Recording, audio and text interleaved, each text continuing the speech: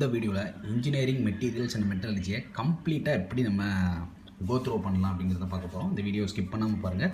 எந்த பார்ட்டுக்கு நம்ம முக்கியத்துவம் கொடுக்கணும், எந்த பார்ட்டை வந்து நல்லா படிக்கணும், ஏதாவது ஈஸி, மீடியம், ஹார்ட் அப்படிங்கிற ஒரு 3 மெத்தட் வந்து நான் சொல்கிறேன். ஓகே, அந்த மெத்தட் வந்து ஃபாலோ பண்ணிக்கோங்க. சில யூனிட்ஸ் வந்து கொஞ்சம் ஷஃப்லாக இருக்கும் இந்த புக்கை பொறுத்த வரைக்கும். ஓகே, நீங்கள் எந்த புக்கை ரெஃபர் பண்ணாலும் சிலபஸ் கரெக்டாக இருந்தால் ரெஃபர் பண்ணுங்கள். ரெகுலேஷன் 2008 இருந்தாலும் இப்போ உள்ள ரெகுலேஷன் 2021 வரைக்கும் இந்த சிலபஸ் வந்து கவர் ஆகுது. ஓகே, சம் எக்ஸ்ட்ரா டாபிக்ஸ் மட்டும் என்ன பண்ணியிருக்காங்கன்னா ஆட் பண்ணியிருக்காங்க. ஓகே, ஃபஸ்ட்டு என்ன பண்ண போகிறோன்னு பார்த்தீங்கன்னா, இதிலிருந்து இந்த ஃபேஸ் டயக்ராமில் இருந்து இந்த பார்ட் வரைக்கும் இந்த அயன் கார்பன் ஈக்குவலிபிரியம் அப்படிங்கிற ஒரு கான்செப்ட்டு, அந்த பெரிடெக்டிக் டயக்ராம்ஸ், ஐசோமார்ஃபஸ், இந்த பார்ட் இதில் ரொம்ப ரொம்ப முக்கியமான பார்ட். ஓகே, இதை நல்லா பார்த்துக்கோங்க. அடுத்து இந்த யூனிட்டில் எது முக்கியம் அப்படிங்கிறதையும் நான் தெளிவாக வந்து சொல்கிறேன். எதை நம்ம தெளிவாக பார்த்துக்கணும். இந்த ஏரியா, இந்த ஃபேஸ் டயக்ராம்லேருந்து இந்த அயன் ஈக்குலிபிரியம் டயக்ராம் வரைக்கும் ரொம்ப ஒரு முக்கியமான ஏரியா. ஓகே, இது ஒரு பார்ட்டு.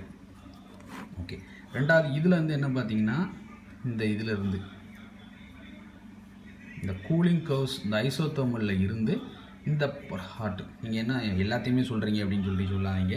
இந்த ஏரியாவிலேருந்து கொஷின்ஸ் கண்டிப்பாக வந்துட்டு இருக்கு. இந்த கார்பரேஸ் அது நான் இப்போ டெப்த்தாக பின்னாடி நான் சொல்கிறேன். ஓகே, எந்த இடத்த படிக்கணும் அப்படிங்கிறது.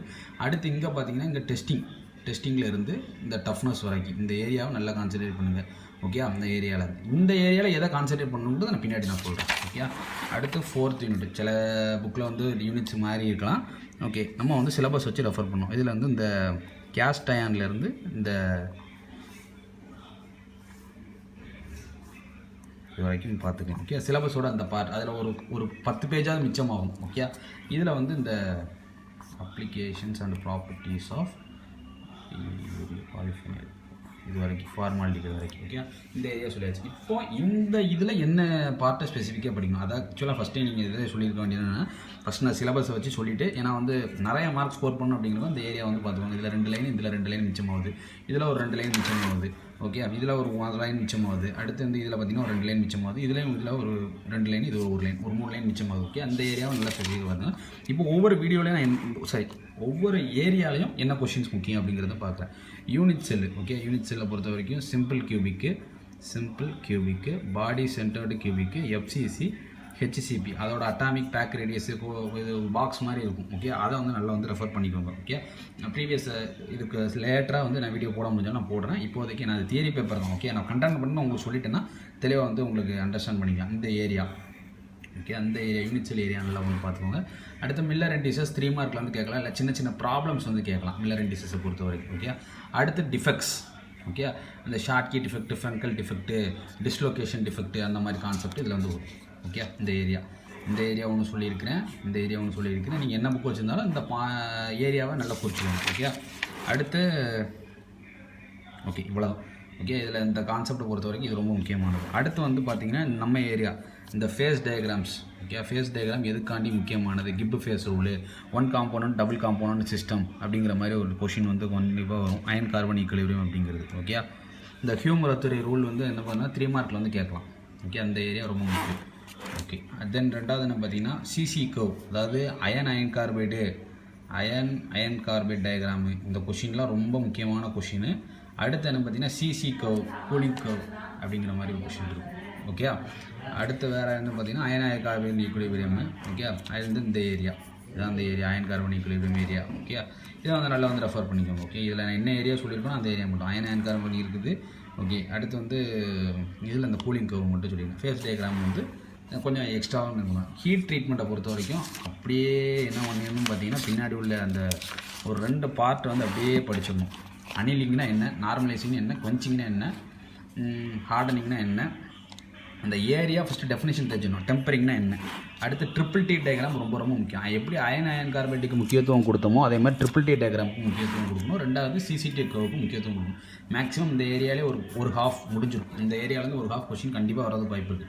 ரெண்டாவது ஹாஃப் வந்து என்ன பார்த்தீங்கன்னா இந்த மார்க் டெம்பரிங்னா என்ன, இதெல்லாம் வந்து 2 மார்க். அதாவது இந்த செகண்ட் யூனிட் பொறுத்த வரைக்கும் எதையுமே வந்து ஸ்கிப் பண்ணாமல் இது பண்ணுங்கள். ஓகே, ஏன்னா இது இந்த டெஃபினிஷன்ஸ், இந்த டேர்ம்ஸ், வாட் இஸ் அனிலிங், நார்மலைசிங்னா என்ன, நார்மலைசிங்கோட டைப்ஸ்னா என்ன, குவென்ச்சிங்னா என்ன, ஹார்டனிங்னா என்ன, அடுத்து டெம்பரிங்னா என்னங்கிற டேரக்ட் கொஷினாகவே இருக்கும். அப்போ நமக்கு பிரச்சனை இருக்காது. ஓகே, அந்த பார்ட் வந்து நல்லா வந்து பார்த்துக்கோங்க. இது வரைக்கும் ஒரு ஹாஃப் 2.9 வரைக்கும். ஓகே, அடுத்து என்னன்னு பார்த்தீங்கன்னா இந்த ஏரியா கார்பரைசிங்னா என்ன, நைட்ரேட்டிங்னா என்ன எல்லாத்தையும் சொல்கிறேன்னு நினைக்காதீங்க, ஏன்னா அது 2 மார்க்கு கண்டிப்பாக வரும். இதில் எது கேட்பாங்க அப்படின்னு சொல்லி சொல்ல முடியாது. இண்டக்ஷன் ஹார்டனிங் இது ஒரு செகண்ட் ஹாஃப்னு வச்சுக்கலாமே, அது ஃபஸ்ட்டு ஹாஃப். ஃபஸ்ட்டு ஒரு 16 மார்க், இது செகண்ட் ஒரு 16 மார்க் அப்படின்னு வச்சுக்கலாம்.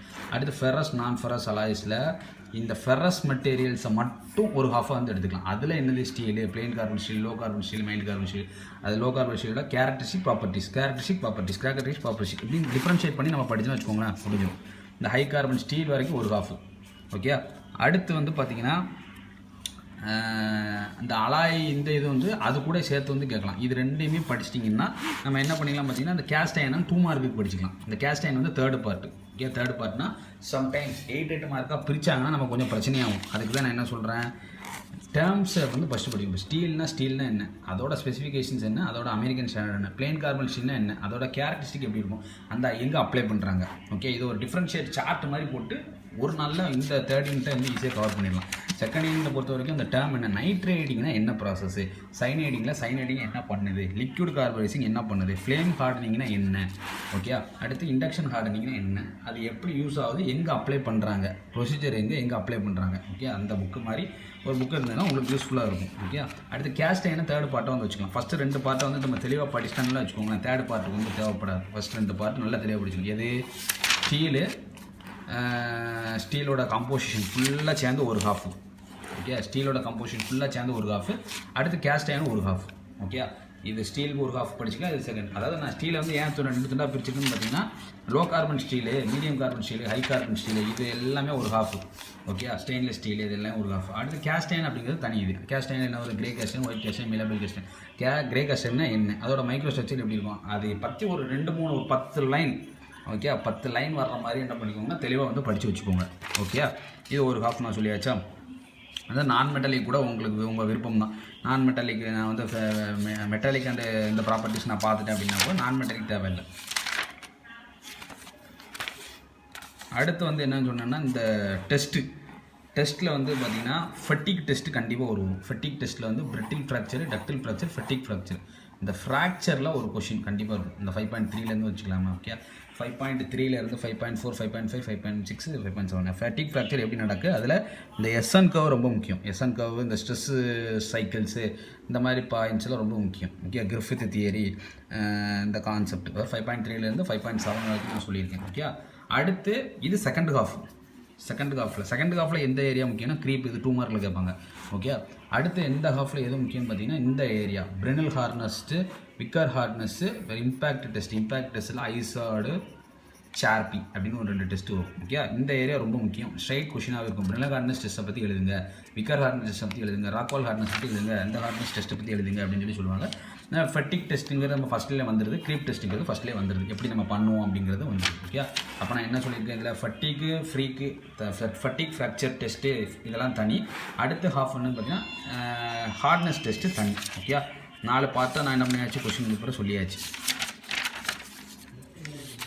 ஓகே, அடுத்து என்னன்னு பார்த்தீங்கன்னா, இந்த நான் மெட்டாலிக் மெட்டீரியல்ஸில் இந்த பார்ட்டை வச்சு தெளிவாக வந்து கேட்பாங்க. இது 5th யூனிட்டு. பிசினா என்ன, பாலி எத்திலின் டெட்ரா குளோரைடுனா என்ன, பிஇகேனா என்ன, பாலிவினைல் குளோரைடுனா என்ன, அதோட அப்ளிகேஷன்ஸ் எழுது, இல்லை பிடிஎஃப்இனா என்ன, யூரியாவோட அதோட ப்ராப்பர்ட்டிஸ் எழுது அப்படின்னு சொல்லி தனியாக வந்து கொஸ்டின் கேட்பாங்க. ஓகே, லேட்டராக ஒரு வீடியோவில் எப்படி நம்ம அந்த கான்செப்டை அண்டர்ஸ்டாண்ட் பண்ணுறது அப்படிங்கிறத நான் போடுறேன். ஓகே, இந்த வீடியோ உங்கள் ஃப்ரெண்ட்ஸ் குரூப்பில் ஷேர் பண்ணுங்கள். எதை நம்ம படிக்கணும் அப்படிங்கிற மாதிரி ஒரு விஷயத்தை வந்து சொல்லியிருக்கேன். யூஸ்ஃபுல்லாக இருந்ததுன்னா கீழே வந்து கமெண்ட் பண்ணுங்கள். எப்படி யூஸ்ஃபுல்லாக இருந்ததுங்கிறதையும் கமெண்ட் பண்ணுங்கள். பாய். இன்கேஸ் ஃபியூச்சரில் எது வீடியோ வேணாலும் கீழே கமெண்ட் பண்ணுங்கள்.